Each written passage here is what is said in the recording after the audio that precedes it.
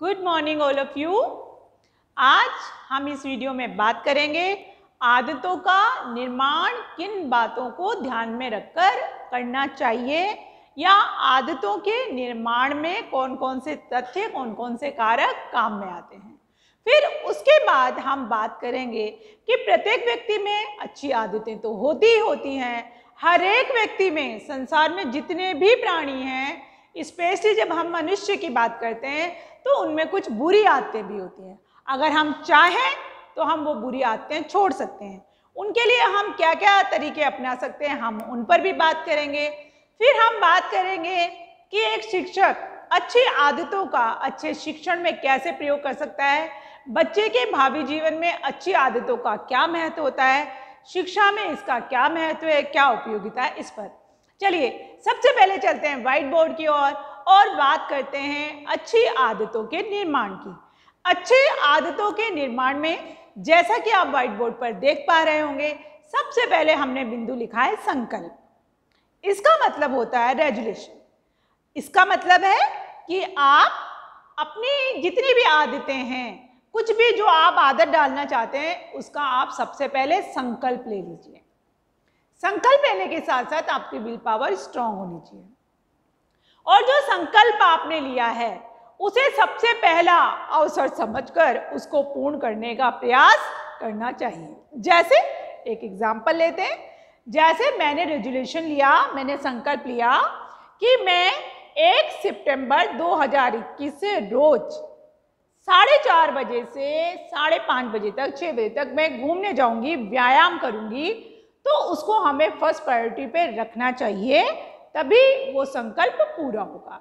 चलिए अब बात करते हैं दूसरे नंबर की, और दूसरा नंबर है हमारा क्रियाशीलता। अब देखिए हमने यहाँ बात की क्रियाशीलता की। इसका मतलब ये विद्वान ये बताते हैं, मनोवैज्ञानिक ये बताते हैं, किसी भी कार्य को आदत बनने के लिए संकल्प ले लेना ही जरूरी नहीं है, उस संकल्प को क्रियाशील होना, उस पर अमल करना, उस कार्य को आरंभ करना भी बहुत जरूरी है। यदि आपने संकल्प ले लिया कि मैं व्यायाम रोज 4:30 बजे से 5:30 बजे तक मैं घूमने जाऊंगा या मैं फिजिकल एक्सरसाइज करूंगी, योगा करूंगी, और आप उसे कार्य रूप में आपने उसे परिणित नहीं किया, तो आप देखेंगे आपकी ये जो आपने जो संकल्प लिया है उसके द्वारा आप अपनी अच्छी आदत का निर्माण नहीं कर सकते। इसलिए इसका क्रियाशील होना, कार्य में आना, अमल में आना, इस पर पहल करना भी बहुत जरूरी है। चलिए अब हम बात करते हैं निरंतरता की। जिस भी अच्छी आदत को आप अपने स्वभाव का अंग बनाना चाहते हैं, अगर आपने लगातार उस पर प्रयास करते हैं, निरंतर आप अभ्यास करते हैं, तो वो आपके स्वभाव का अभिन्न अंग बन जाती है। जैसा कि आपने सुना भी होगा, करत करत अभ्यास के जड़मति हो सुजान। यदि लगातार निरंतर हम क्या करते हैं, प्रयास करते हैं, उसे कंटिन्यू रखते हैं, तो धीरे धीरे हम उसके अभ्यस्त हो जाते हैं, वो हमारी आदत बन जाती है। फिर बात करते हैं हम अभ्यास की।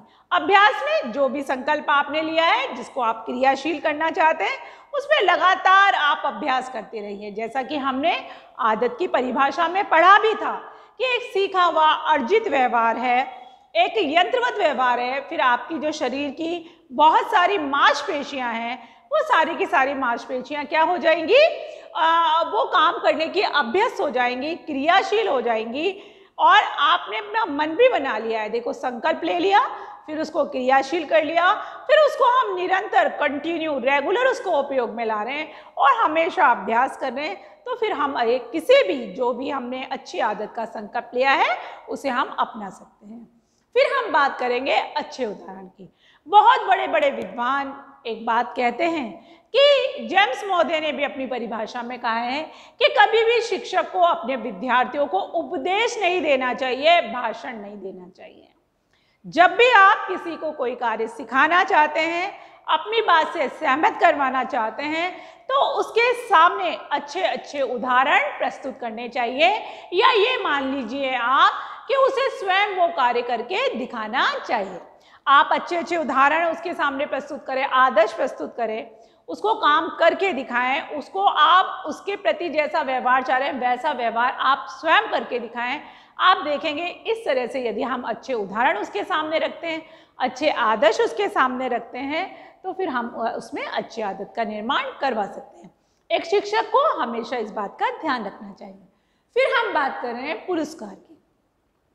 आप एक राइटर हैं, उन्होंने कहा है हमेशा निंदा से अच्छा प्रशंसा होती है और हमेशा दंड से अच्छा पुरस्कार होता है। चलिए, तो हमारा आज का अच्छी आदतों के निर्माण का जो अंतिम सोपान है या अंतिम कारक है वो यही है कि हमें जब भी किसी के अंदर हम अच्छी आदत का विकास करना चाहते हैं, अच्छी आदत का निर्माण करना चाहते हैं, तो हमें उसके कार्य की, उसके द्वारा किए गए कार्य की, उसके द्वारा लिए गए संकल्प की, उसके द्वारा लगातार किए जाने वाले अभ्यास की हमें हमेशा प्रशंसा करनी चाहिए और उसे फीडबैक देना चाहिए, उसे पुनर्बलित करना चाहिए।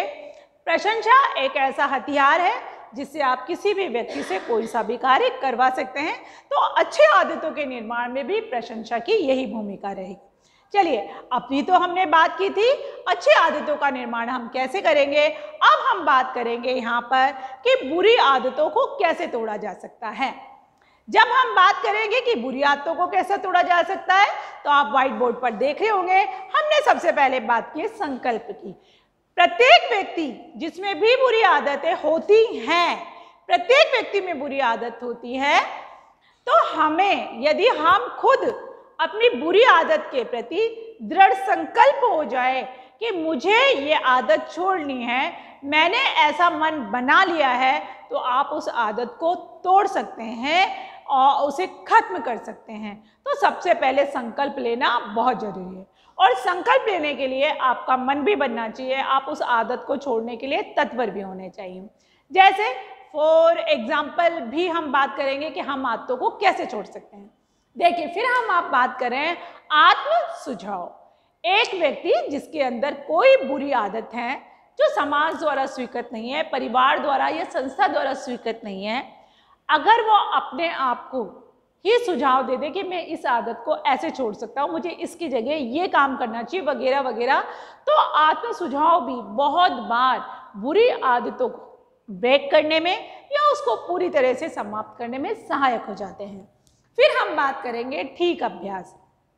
कई बार जाने अनजाने में या कम्युनिकेशन गैप के कारण या कान का कच्चा होने के कारण कई बार क्या होता है, मिसअंडरस्टैंडिंग हो जाती है, लोग एक दूसरे को समझ नहीं पाते हैं और एक दूसरे के बारे में गलत सोचने लगते हैं, बुरा सोचने लगते हैं। तो हम क्या कर सकते हैं, देखिए यहाँ पर लिखा है ठीक से अपने कार्य का ठीक से अभ्यास, किसी के व्यवहार का ठीक से अभ्यास, ठीक से निरीक्षण, ऐसा करके भी हम बुरी आदतों को तोड़ सकते हैं। फिर देखेंगे नई आदत का निर्माण। अगर कोई बुरी आदत को छोड़ना है तो आप उसकी जगह कोई एक अच्छी नई आदत का निर्माण करने का भी संकल्प ले लीजिए, उसे क्रियाशील कर लीजिए। फिर देखेंगे पुरानी आदत पर ध्यान देना। जो हमारी पुरानी आदत है उसको भी हमें नोटिस में रखना है, ध्यान में रखना है कि कहीं हम उस आदत को दोबारा दोहरा तो नहीं रहे। नई आदत को ज़्यादा अमल में लाएंगे, पुरानी आदत को हमेशा ध्यान रखेंगे कि हमें यहाँ पर ऐसा नहीं करना है। चलिए, अब हम आ गए हैं बुरी आदतों को छोड़ने या तोड़ने के अंतिम तरीके पर, और वो तरीका है कि बुरी आदतों को या तो व्यक्ति एकदम छोड़ दे या फिर धीरे धीरे करके उसे ब्रेक करे। चलिए, एक उदाहरण से इस बात को समझने का प्रयास करते हैं। जैसे मैंने आपको पूर्व में बताया था कि लोगों को गुटखा खाने की, सिगरेट पीने की, चाय पीने की, शराब पीने की ऐसी बुरी बुरी आदतें होती है जो समाज द्वारा, स्पेशली मैं भारतीय समाज की बात कर रही हूँ, तो भारतीय समाज द्वारा इन सब आदतों को बुरी आदतों की श्रेणी में रखा जाता है। समाज इसके लिए व्यक्ति को स्वीकृति नहीं देता। तो आप देखेंगे, यदि मुझे चाय पीने की, एक एग्जाम्पल के माध्यम से बता रही हूँ, यदि मुझे चाय पीने की आदत है और एक समय विशेष पर मुझे चाय की तलब लगती है, तो मैं धीरे धीरे क्या कर सकती हूँ, उस चाय की जो मात्रा है, अमाउंट ऑफ टी है, उसे मैं धीरे धीरे कम कर सकती हूँ। 1 कप पीती हूँ, आधा कप कर दिया, 3/4 कर दिया, 1/4 कर दिया, ऐसे धीरे धीरे से। पहले 3/4 लिया, 1 कप पीती थी, फिर 3/4 कर दिया, फिर आधा कर दिया, फिर 1/4 कर दिया। ऐसे धीरे धीरे मैं क्या कर सकती हूँ, आदत जो चाय पीने की है उसे कम कर सकती हूँ, उसे छोड़ सकती हूँ। अब देखें दूसरा एक उदाहरण, गुटखा खाने की आदत है। आत्म सुझाव का एक उदाहरण मैं आपको बता रही हूँ, गुटखा खाने की आदत। यदि व्यक्ति अपने आप को सुझाव दें कि गुटखा खाने से कैंसर हो जाता है, उससे मेरी मृत्यु हो सकती है, जो भी गुटखा खाता है उसके बारे में मैं आपको बता रही हूँ, तो ऐसा अपने आप को सुझाव दे, इसलिए मुझे गुटखा नहीं खाना चाहिए, ऐसा आत्म सुझाव व्यक्ति स्वयं को भी देता है, तब भी वो अपनी बुरी आदत को छोड़ सकता है। चलिए अब हम बात करते हैं कि जो अच्छी आदतें हैं वो व्यक्ति के निर्माण में कैसे सहायक होती हैं, या शिक्षा में उनकी क्या उपयोगिता है, क्या महत्व है। तो जब हम अच्छी आदतों की बात करते हैं तो आप देखेंगे यहाँ पर कि अच्छी आदतें व्यक्ति के शारीरिक, मानसिक और संवेगात्मक संतुलन को बनाए रखती हैं। अच्छी आदतें व्यक्तित्व का चहुमुखी विकास करती हैं, बहुआयामी व्यक्तित्व का समर्थन करती हैं। जब भी कोई आदत हमारे स्वभाव का अंग बन जाती है तो फिर हमें कोई भी कार्य करने की आदत, तो फिर हमें वो कार्य करने में कभी भी थकान का, बोरियत का एहसास नहीं होता, हम उसे महसूस नहीं करते। फिर अच्छी आदतें व्यक्ति को चारित्रिक उत्थान पे ले जाती है, चारित्र की उन्नति पर ले जाती है, उनका जो कैरेक्टर है, उनका जो चरित्र है वो अच्छा बनता है। चलिए चलते हैं व्हाइट बोर्ड की ओर। अब हम इन पे बात कर चुके हैं मानसिक शारीरिक संतुलन पर, चरित्र निर्माण पर, व्यक्तित्व के निर्माण पर। अब देखिए, जब भी व्यक्ति में अच्छी आदतों का निर्माण हो जाता है तो व्यक्ति अपनी सीमाओं में रहकर काम करता है, उसे अपनी सीमाएं मालूम होती हैं, तो वो कभी भी बुरा काम, गलत काम, अनैतिक काम, अवैधानिक कार्य नहीं कर पाता या असामाजिक कार्य नहीं कर पाता। फिर देखेंगे आदत और क्या करती है। आदत बालक को समाज में अनुकूलन सिखाती है और जो समाज विरोधी कार्य होते हैं उनसे अलग रखती है, वो बालक उनमें कभी भी भाग नहीं लेता।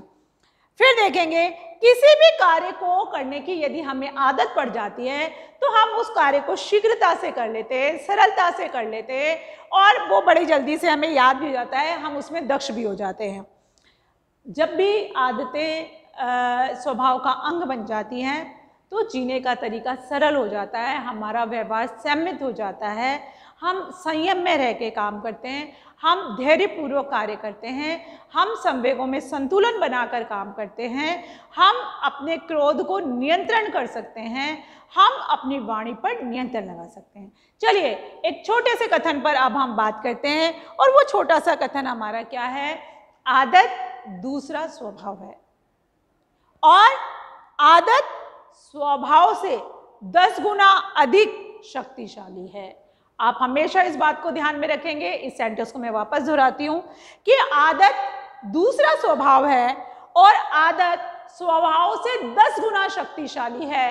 तो हम अच्छी आदतों का निर्माण करें, परिवार, समाज, संस्था, विद्यालय और स्वयं अपनी नज़रों में हम अच्छे कार्य करें और अच्छे कार्य, अच्छा व्यवहार तभी हो पाएगा जब हमारे अंदर अच्छी आदतों का निर्माण हो। आप इसका एक स्क्रीनशॉट ले लें, फिर आगे हम बात करेंगे किसी अच्छे टॉपिक पर जो रीट के एग्ज़ाम में और आपकी जो सैद्धांतिक कक्षाएं 2 सितंबर से शुरू हो रही है उसमें आपके लिए सहायक बन सके।